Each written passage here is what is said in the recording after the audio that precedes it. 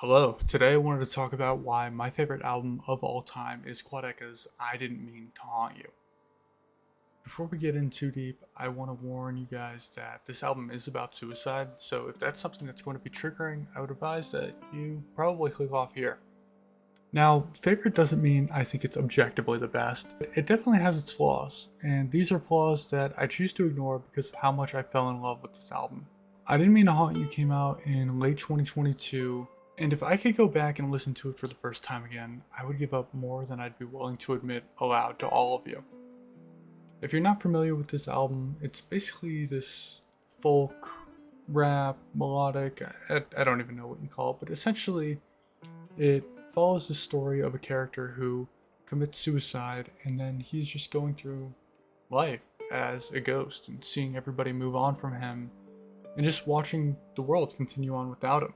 The emotion that this brings is just very immense, and the world building is so great despite it only being maybe a 50-minute long album. I think what I'll do here is just go track by track and just basically talk a little bit about it. The intro track is Sorry for Dying.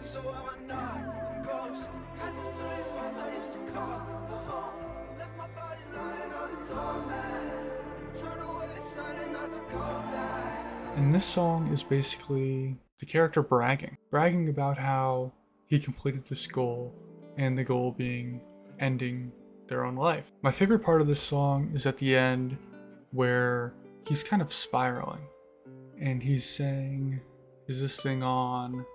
Like, can anybody hear me? And he's realizing that no one can hear him and how alone he is and how he's deserted on this sort of spiritual plane, which ties right into the second track and one of my favorites.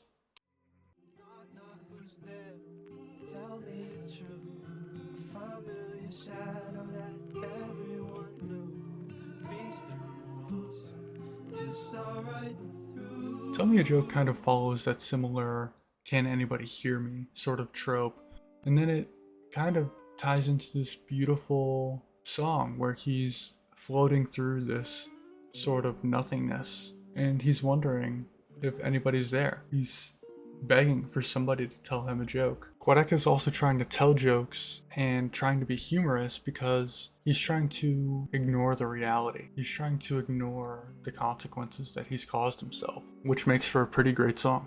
The third track is called Don't Mind Me.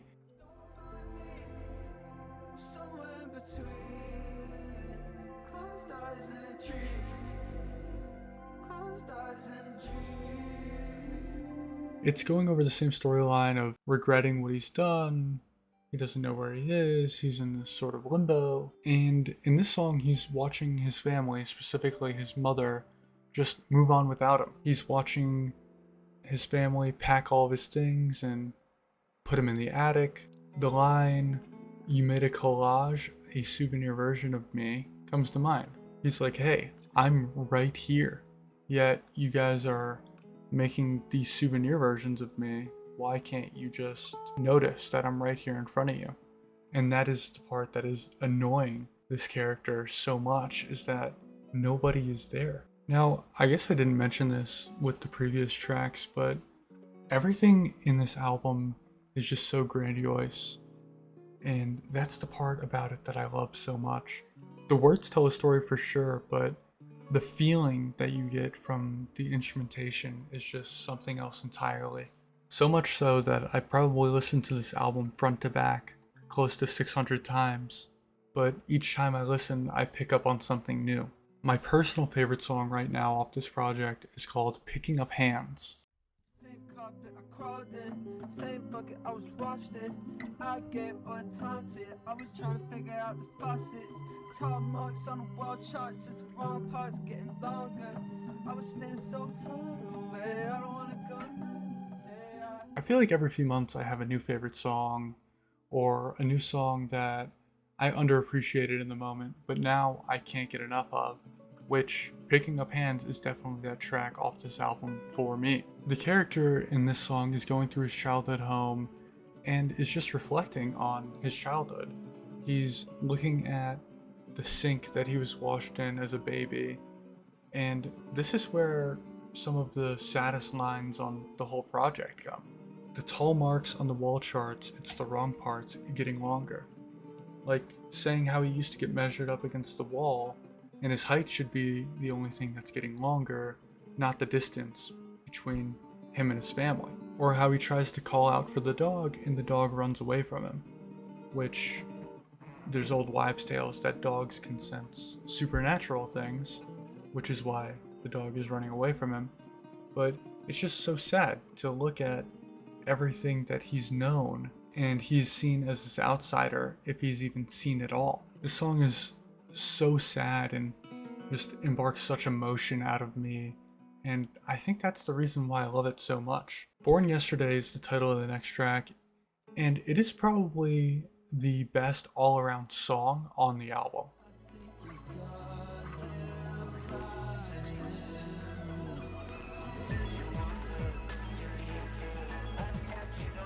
On Born Yesterday, Quadeca uses the idiom, "I wasn't born yesterday," with, I think the Beatles are in the background.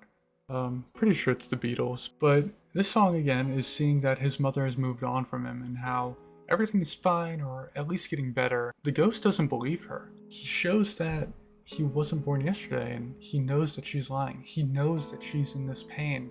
And this song is just all about him being past, missing his alive mother, and being jealous of the fact that she's living this life without him. She should be crushed. She should want to take her own life because how could she possibly continue on with her son being gone? Which you see this weird relationship that he has with his mother with lines like, "The umbilical cord is still sort of around me," saying that he feels such a deep connection that he feels like he's still physically attached to her, which, saying out loud, is kind of weird. But actually, you know what, I'm not even going to give him a pass for that line. That line is kind of creepy. But again, very sonically layered and just an immersive experience. Next, we get an interlude titled "The Memories We Lost in Translation," and it is basically a flashback where all of his life is playing throughout his eyes.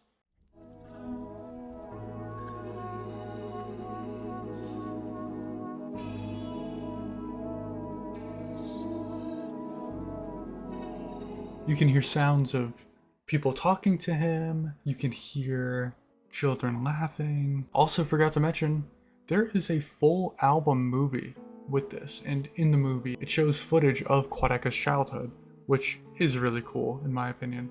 One of the only lines in this song is, "You don't grieve, so what about me?" Which again is talking about his mother and talking about moving on, which was what Born Yesterday was about. Quadeca takes this different approach into the next song, which is House Settling.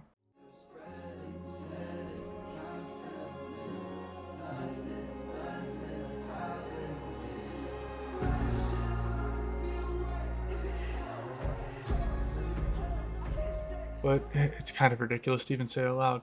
But he gets to kill his own mother, causing a carbon monoxide leak, and then Danny Brown comes in and raps from the perspective of carbon monoxide, which is really weird, but somehow it's really grown on me because he's going through all of this so that he won't be alone anymore, so that somebody will be with him in this afterlife. His mother is obviously terrified, and he's almost consoling her, being like, "Oh, don't worry, it's just the house settling. There's nothing to be worried about. It's just these things happen." But really, he's just up to some nefarious acts in the background. Pretty awesome song. Another underrated one, well, in my opinion at least. Next is probably the song that I know the least about, despite listening to it almost 600 times, which is Knots.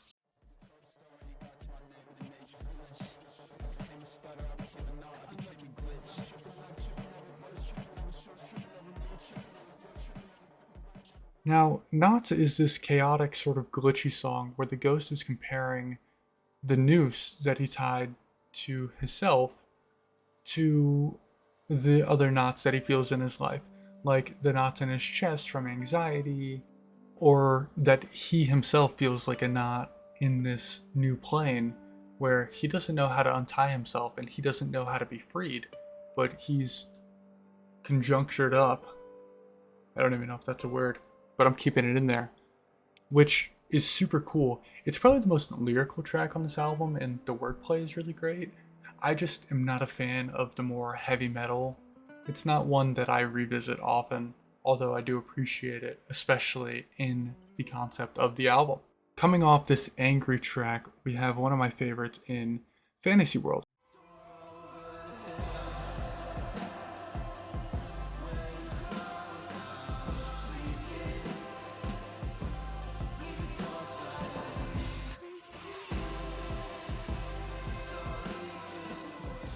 Which is probably like 8 minutes long, and it feels like it's 8 minutes long, but you enjoyed yourself with those whole 8 minutes. And it's the one song that I wish I could go back and listen to again for the first time. It starts out with this sort of piano melody, which is kind of a flashback track where the ghost is talking about the idea of ending his life, and it has a slow build up, and he's just saying, you know, I think I've made my decision. I think I know where I want to go. I want to live in this fantasy world. I want to be free. This fantasy world is where he wants to live the rest of his days. In the full album movie, when you finally get this payoff, the slow build up finally comes to its climax and these fireworks just go off. It brought tears to my eyes probably the first 2 or 3 times I listened to it, which is so awesome because you as the listener know what pain this is going to bring him. You know that it's not only going to cost his life, but also his mother's. And you know all of the hardship he's about to face, but yet he thinks that it's such a great decision in the moment. You know that from the previous 6 tracks, how upsetting this is going to be. And as an audience member or as a listener, there's nothing that you can do but sit there and watch in kind of horror. The second to last song, or really the last song, is called Fractions of Infinity. Those words don't do you justice. Those words don't do you justice. Those words don't do. It has a Sunday service choir on it, which I think is really, really, really cool. And this song just basically talks about how he sees his mother coming to him in the void, and how words cannot do her justice, yet he makes a whole song about it. Make that make sense. But the song just describes that feeling of joy, the feeling of not being alone anymore, knowing that the one person that he loves more than anything is with him in this unknown territory, makes it that much more manageable. It also has a bit of an eerie feel to it, but in a way it's kind of a love song, I think. I don't know. I'm just kind of rambling, but that's kind of the whole point of this. The final song of Quadeca's I Didn't Mean to Haunt You is Cassini's Division featuring Thor Harris.